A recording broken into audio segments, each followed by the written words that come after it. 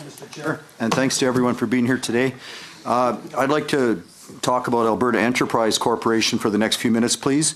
And I'd like somebody to explain to me about the entrepreneurial environment here in Alberta.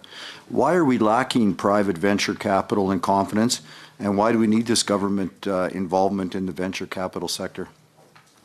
Great. Thank you very much, MLA Barnes, for the question. So AEC, Alberta Enterprise Corporation, has been allocated $75 million of new investment over the last year and a half to 2 years to allow it to attract venture capital to Alberta. AEC supports the development of a diversified economy by attracting and investing in venture capital funds with offices in Alberta. These funds invest in knowledge-based economies, including those in the information technology, clean technology, energy technology, and life sciences sector. Investments in AEC support enhanced access to capital, commercialization, and management experience for innovative Alberta knowledge-based companies. That's good. Thank you for that. However, last year's annual report suggested that while it was too early to predict the complete impact of the government's financial investment, the AEC has achieved excellent results during its initial 6 years of investments. Our information shows that taxpayers lost money 5 of 6 years. How can we call that excellent results? So the Alberta Enterprise Corporation is a fund-to-fund, so it's funds that then invest in entities. It has to take a long-term patient review, and it typically patient view of its investments, and typically you see the return of investments in the 5 to 7+ year range. So in order to take that long-term view, we are starting to see some returns. And maybe what I'll do, Amelia Barnes, if I can, I'll turn to the CEO of Alberta Enterprise Corporation to supplement me. Okay. In the gallery. Hi, my name is Christina Williams. I'm the President and CEO of Alberta Enterprise Corporation. I'm happy to answer your questions. Thank you. They're very good questions. So if you'd like, I'd like to address the first question first as to why it's needed to have Alberta Enterprise Corporation. So there's many great technology companies being developed in the province. However, there was a lack of venture capital for these companies. And these companies need venture capital to grow, because at the end of the day, they will start with having investments from what we call friends, families, fools, and then they will need larger amounts of capital. And that's where venture capital comes in. Previously, before Alberta Enterprise was around, there was really not a lot of venture capital funds in the province. So therefore, these companies would either have to go somewhere else and move out of province to access this capital, and or they would probably not make it. So if we look at building a venture capital industry, the best practices in the world globally has been recognized to have a fund of funds program like we have. So back to the results, which was your second question. So currently, we have had over $305 million as of last year invested in Alberta tech companies. And that comes with $78 million of capital called. So we've actually had, for every dollar that the province has invested, we've had $4 come back into the province, into tech companies.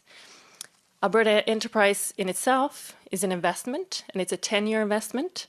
We've had to date actually a total value paid in capital as of March 2016 of 1.15.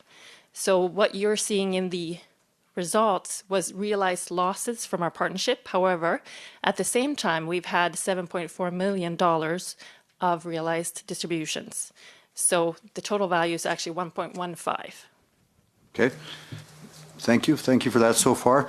Maybe you could stay at the mic in case you want to answer my next question, please. When I looked at page 35 of the 2015-16 annual report of Alberta Enterprise, I see one of the venture capital funds the taxpayer invested in, and specifically it's called 32 Degrees DE Fund. It had a remeasurement loss of over $4 million. And it turns out that Alberta Enterprise Corporation, Albertans, own 99.99% of the partnership. I'd like you to explain what kind of partnership that we virtually own the whole thing. And now we have a commitment to put another $554,000 into the fund. Can you elaborate how this works and why we've lost so much money on this investment? I'm more than happy to elaborate. Yes, so thank you. Great question. So the reason it says that we own 99.9% of that particular investment, because it's actually invested in what's called a sidecar investment fund. We own considerably less of the main part of the fund. So this sidecar actually co-invests with a larger fund of 32 Degrees. However, it only invests in the technology deals of that particular fund. So of the fund as a whole, we own less than 1/3 of the fund. Now, with venture capital, there's something called the J curve. So if we look at how venture capital investments work, for the first 5 years of a fund, usually you will have a loss. And then for the last 5 years of the fund, because remember, these are 10-year investments, you will see the fair value and you'll see the exits and realizations of these companies come to fruition. So the reason we've had a loss initially with 32 Degrees is because it's been in the J curve. So currently it's now coming back up and we're seeing the fair values of this fund increase. So we're expecting to see this turn in the next year. Okay, so what oversight, what accountability measures do you have in place to ensure we're actually on the upswing of the J curve and we're actually not going to just realize the loss and actually get some of the financial benefits? Yeah, so let me reiterate that the expectation is in the last 5 years of the fund that they will realize and that they will generate a rate of return for the Promises capital. I'd also like to remind everybody that we're here to create access to capital for venture capital funds or for Alberta technology-based companies. And 32 Degrees has been a very active investor in Alberta technology companies. Now, on our monitoring side, we actively monitor all of our funds. We have seats on the what's called the PAC, so Limited Partner Advisory Committee boards, with either me and or one of my directors of investment. We get their annual reports, which are audited. We continuously, on a quarterly basis, get updates of Alberta investments, deals they look at, financial performance, etc. So we closely monitor the funds. Okay, thank you. My information shows the Nova Fund 3 actually had an investment loss of $1.4 million in 2015-16, and in fact, out of 9 invested venture capital funds, 5 actually lost money to a total of $350,000 in 2015-16. And I understand that these funds were started in 2008, some of them, which suggests to me we're almost at the end of the 10-year cycle. Are you sure your expectations are accurate?